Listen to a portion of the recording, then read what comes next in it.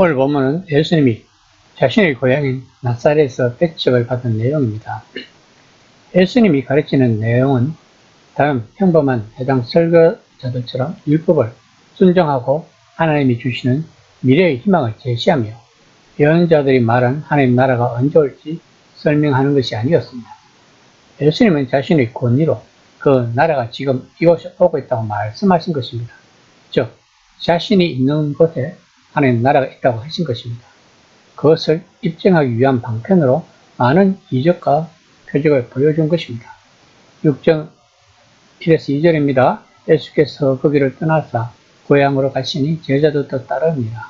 안식일이 되어 회당에서 가르치시니 많은 사람이 듣고 놀라워 이르되 이 사람이 어디서 이런 것을 얻었느냐. 이 사람이 받은 지혜와 그 손으로 이루어지는 이런 권능이 어찌 되느냐. 거기는 갈릴리 사역 활동의 중심인 가버나움을 말합니다. 이곳은 예수님이 자란 곳인 나사렛과 약 32km 떨어진 곳이라고 합니다. 그 당시 그러므로 하루가 걸린 거리였다고 합니다. 그럼 나사렛 사람들도 예수님이 갈릴리 전역을 다니면서 행하신 일들을 잘 알고 있었을 것입니다. 그 당시 해당 자는 언제든지 원하면 누구에게나 말씀을 전해달라고 요청할 수 있었다고 합니다. 아마도 온 갈릴리에 퍼진 예수님의 명성이 해당 장도 알고 있었을 것입니다. 그런데 그들은 평소 다른 평범한 설교자와는 다른 말씀을 전하시는 예수님에 대하여 놀라움을 감추지 못하고 있다고 마가는 말하고 있는 것입니다. 다시 말하면 예수님의 말씀은 그들이 전혀 생각지도 못한 파격적인 말씀인 것입니다. 즉, 예수님이 말씀하시는 하나님 나라는 그 시대 사람들이 듣고 싶어 했던 나라가 아니었던 것입니다.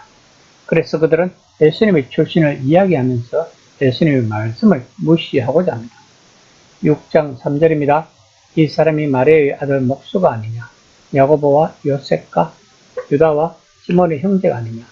그 너희들이 우리와 함께 여기 있지 아니하냐 하고 예수를 배척합니다. 그들은 예수님이 목수라는 사실을 말하면서 예수님이 전하신 메시지를 무시하고자 합니다. 왜냐하면 그 당시 목수라는 직업은 자기 농사를 짓는 농민보다 못한 취하층이었기 때문입니다. 또한 마리아의 아들이라는 표현 또한 아주 경멸적인 표현이라고 합니다. 그 당시는 아버지의 아들이라고 말하는 것이 관습인데 어머니의 아들의 표현은 사생활을 지칭하는 경멸적인 표현이었다고 합니다.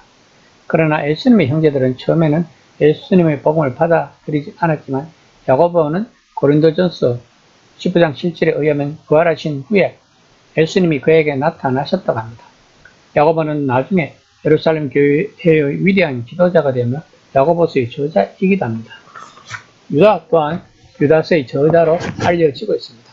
그리고 본문에서 말하고 있는 예수님 형제나 자매 중 손자인 두 명이 예수님의 조카 손자 두 명이 90년대 왕족이라는 혐의로 도미티아누스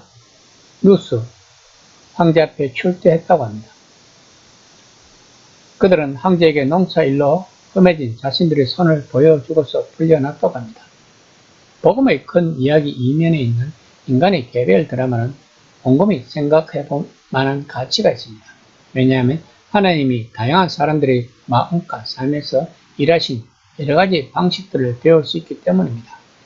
이에 예수님은 당시 유대 및 이방 세계에서도 많이 알려진 보편적인 교훈을 인용하시면서 이렇게 말씀하십니다. 4절입니다. 선지자가 자기 고향과 자기 친척과 자기 집 외에서는 존경을 받지 못하느니라. 6장 5에서 6절입니다. 거기서는 아무 권능도 행하실 수 없어 다만 소수의 병자에게 안수하여 고치실 뿐이었고 그들이 믿지 않음을 이상히 여기셨더라.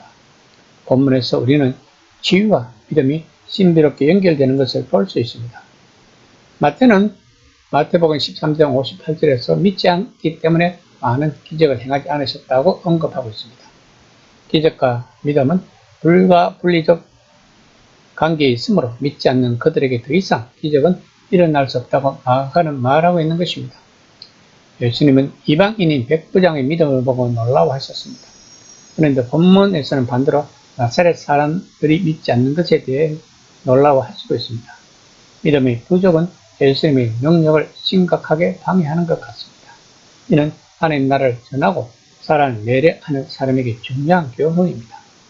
예수님조차 주변 사람들의 불신앙 때문에 많은 일을 하실 수 없었던 것이 사실이라면 우리는 때로는 마땅히 해야 할 일을 하지 못하기도 한다는 사실을 받아들여야 할 것입니다. 그러나 실망을 할 필요는 없습니다.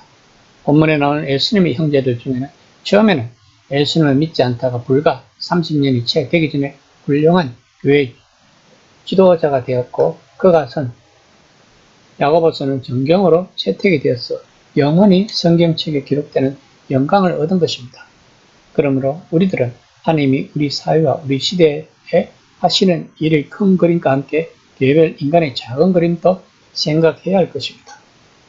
아마도 지금은 복음에 저항하지만 하나님의 은혜로 믿음과 기도의 사람이 될 사람들도 있을 것입니다. 그러므로 우리는 제2의 야고보를 찾으러 열심히 주변 사람들을 돌아볼 필요가 있습니다. 이 시간 나는 주변의 사람들에게서 하나님의 작은 그림을 찾고자 하고 있는지 한번 생각해보는 시간이 되었으면 합니다.